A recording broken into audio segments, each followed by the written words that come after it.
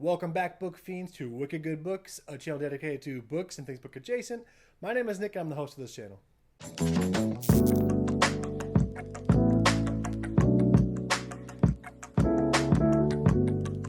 I just wanted to put together a brief video saying thank you to all my YouTube subscribers as well as my folks over on Patreon for their continued support for the channel and the content that we're creating here. And just a congrats to all of us for hitting 500 subs on the Wicked Good Books channel here on YouTube. It means a lot to me. I'm extremely blown away and humbled by it all, and so thankful for this community. And on the days that I wake up and just feel like I just can't do this anymore, or maybe this is like not the right thing to be, not the right time, or maybe it's not the right thing for me to be focusing on, I'm constantly reminded almost on a daily basis of how special this community is. For each and every one of you that reach out to me both privately, on the Discord, on YouTube, on Instagram, and just express your enjoyment of the community and feeling seen and having a space to converse safely and talk about the things that we love, whether it be books or things book adjacent. There's video games, film and TV, collectibles, painting, art, cooking, pop culture, Magic the Gathering cards, just anything we can bond over, and having the space to do it in this little community we're building.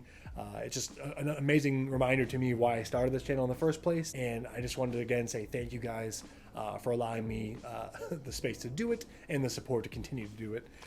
But congrats to all of us. This was 500 subs. I feel we all earned together, not just me, but all of you. Thank you for all the support I get from other YouTube content creators and friends online that just constantly post and support the channel, spread word of mouth. I really feel like we're a word of mouth channel, which I'm pretty proud of, to be honest with you. We've gained a lot of our subscribers that way. There's something special about that, where I feel like it's just one massive community and not really a brand. And that to me is super important going forward and continuing to build the Wicked Good Books community. So thank you guys so much. I really appreciate it, and I look forward to creating more content for you guys in the future. I got some things in the works. I am going to be taking another hiatus in November for NaNoWriMo, for National Novel Writers Month. I do this every year, and I have some patrons actually in the community that will be joining me, working as a team, kind of like a workshop group like we've been doing. It's been pretty great. Our first D&D 5e one-shot vlog is coming out to kind of highlight some of the event things that happened during our game that concluded a few weeks ago, as well as our new game coming out. We've already picked the players for it in the lottery system. They've already made their character sheets and rolled their stats, and our first game is going to be later on this month. We'll be playing in the D&D 5e setting of Theros, which is one of the Magic the Gathering D&D crossover worlds.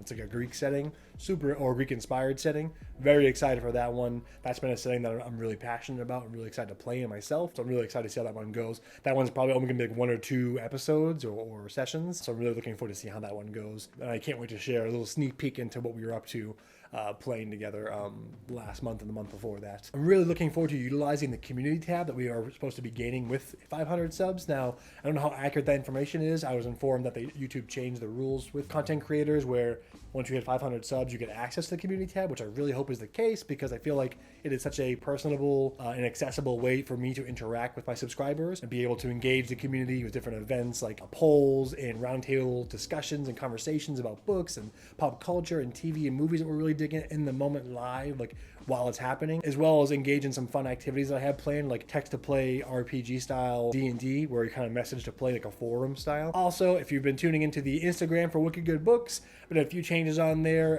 just a couple icons I've created. If you haven't checked that out, I'll put a link down below. Feel free to give us a follow. And if you are tuning in on the Instagram for Wicked Good Books, you may have noticed today that we posted the official art by Naomistares, one of my favorite Lock Tomb artists, among other things. So you can find her on Twitter and Instagram. I'll put her link down below. But the amazing, incredible art that she had done for our podcast cover for the Wicked Good Books podcast, a roundtable reread discussion group where we talk about books, movies, film, video games, anime, manga, and more. But each season is kind of themed around a certain thing, and the first 2 seasons at least are going to be a Lock Tomb reread. That is Gideon the Ninth and Hera the Ninth by Tim Zamir. Very excited to share that content soon with you guys. The first episode posted to the Patreon directly for early access for my patrons, and very soon it'll be posted to podcast. The Apple Podcast is going to be the best place to listen to it, where it'll be free to download. But if you haven't checked out the art, the official art for the Wicked Good Books podcast, head over to the Wicked Good Books Instagram and check it out on the story or on the page. It's really cool.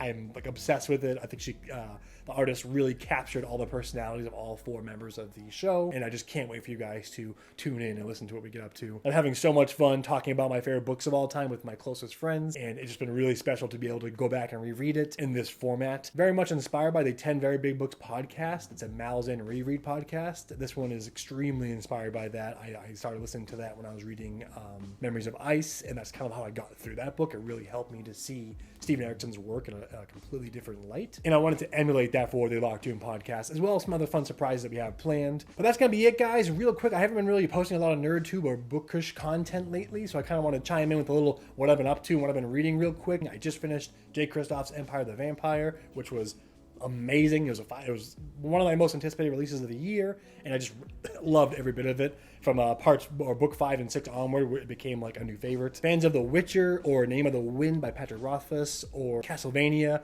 will, I think, really love this book. This month we're reading Under the Whispering Door by T.J. Klune, which I also just finished. That was wonderful. It was beautifully brutal and brilliant.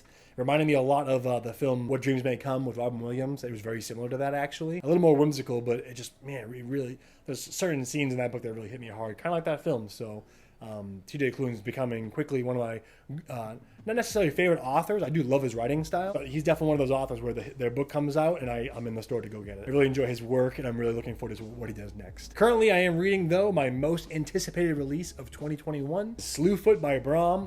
I'm only a few chapters in. It's exactly what I hoped for, which is just this Bram atmospheric horror story with witches and just horrible but beautiful landscape and horrible people but beautiful monsters, like all the things that you expect out of a Bram book. One of my favorite aspects about Bram books is that his characters are like kaleidoscopes, even the nasty ones. They just have so many different shades and layers to them that kind of unfold pretty quickly as the story goes, and what you thought about one character, or if you started thinking one character is going to fill a certain trope, it completely gets subverted on you as you continue reading. And I think it's interesting that the monsters are less horrifying than the people in this book. But can't wait to review that one. I'm also reading The Sandman, Volume 1 Onward by Neil Gaiman, which is what we're doing in the Patreon community for our graphic novel showcase for the next few months. We're all reading the Sandman graphic novel. With the trailer that came out for the TV show on Netflix, I got really just hyped and really inspired to keep reading and keep thinking about it. We have some members in the community that really dig it, so we're kind of all bonding over that as well. I also picked up Malleus by Dan Abnett, which is another Warhammer 40k novel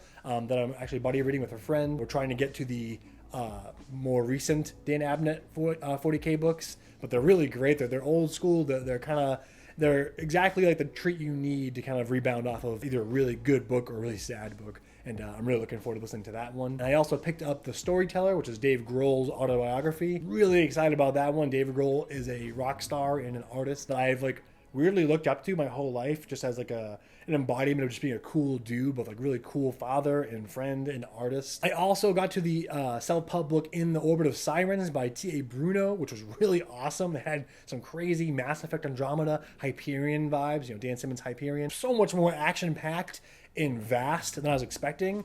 I read a lot of self-pub books and a lot of newer authors, and you kind of go in with a certain expectation or hope and worry, and all that was kind of washed away when I started reading it. And once I got to the ending, I was just utterly impressed and honestly inspired by how much T.A. Bruno was able to squish into this first novel. The alien race that you meet and the planet they're on, it was truly spectacular, and it made me feel like I was reading Hyperion for the first time. Not because it was that similar to it, but because it had that same atmosphere, and that to me is something I pursue now with sci-fi. So if you're looking for a really good hard sci-fi, check out In the Orbit of Sirens by T.A. Bruno. But that's gonna be it for this one, guys. Again, this was kind of like a little bite-sized video just saying thank you so much for the support in the channel. I can't express it enough. As always, I am obediently yours, and we'll see you in the next one. Stay wicked.